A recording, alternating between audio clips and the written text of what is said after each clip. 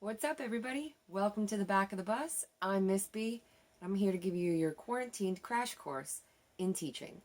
So, yesterday we talked about how we can get the transition into the classroom to kind of separate home life from school life, to kind of give a few divides to help you with separating learning time from life. It's really hard. I totally understand. Hopefully the things that I shared with you helped. If you haven't watched that video, go ahead and click it to get up to date with Circle, with the talking piece, with how to help transition your workspace so the kids are ready to learn.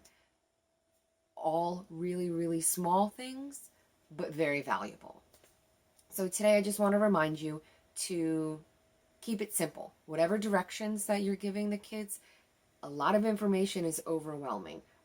Verbal directions aren't really super easy for kids. Having the ability to write something down and to explain what it is that they should be doing in a clear, concise way is very helpful. So the tricks that I'm going to teach you today, very helpful in that. A way for you to understand if your kids are getting it, right? They may say, yeah, just because they want you to be happy. They don't want to upset you. It's not about upsetting you. It's whether or not you're teaching the skill. So the less emotion that you could put forth and just give them a good, yes, you understand, great.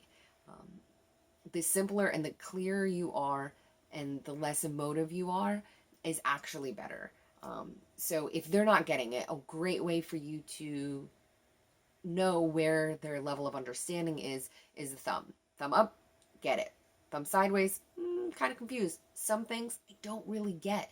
Thumbs down, I don't get this at all. Like, I'm not understanding this whatsoever. So that thumb scale is a great way for you to assess where they're at. Explain it to them just how I explained it to you. How well are we getting this? Do you guys understand what I just told you? Is everybody clear on the directions?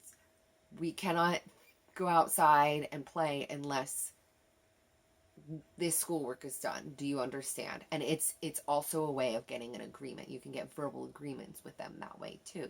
It makes it more tangible. That way, when their thumb goes up, they know that they agreed by giving you the thumb. So another thing that you can do to assess where they're at is fist to 5. 0, I don't get it at all. 1, I kind of get it. 2, I understand some of the things. 3, I understand part of it. 4, I mostly get it. There's some things that I don't really still understand. 5, I get it. I'm on it. I can do this in my sleep. So fist to 5, really great way of assessing where the kids are. Also a great way of finding out if they like something. Hey, how much do you like math? Fist to 5. They can give you a 1, they can give you a 5, they can give you a 2. That really gives you a little bit more information about where they're at and what they're understanding and how much they like it. Everything is a skill. Some skills come more naturally to some of us. So if you're having a hard time with math, the verbiage and what you say and what your emotion is around math is going to translate to them. So it may come more naturally to them, but you're having a hard time with it, but they still need to learn what's different to them, right? It may come naturally to them, but it's something they don't know yet, so it could be hard. Type in whatever their assignment is, and there's going to be something online that will help you with it. One of the biggest resources that I use for math specifically is the Khan Academy. And the Khan Academy has resources for all kinds of subjects. So use the internet to your advantage. The next hack I want to share with you is getting your kids to work independently and teaching them the skills to work on their own. This also helps keep them on task and allows you to be working on something else. So it's do, put, finish by, and when done. Now this is something that you're going to want to use over and over again, and use some things that you probably already have at home and just line this with packing tape. Again, it doesn't have to be perfect, just has to work. All you're going to need is a piece of paper, packing tape, and a dry erase marker.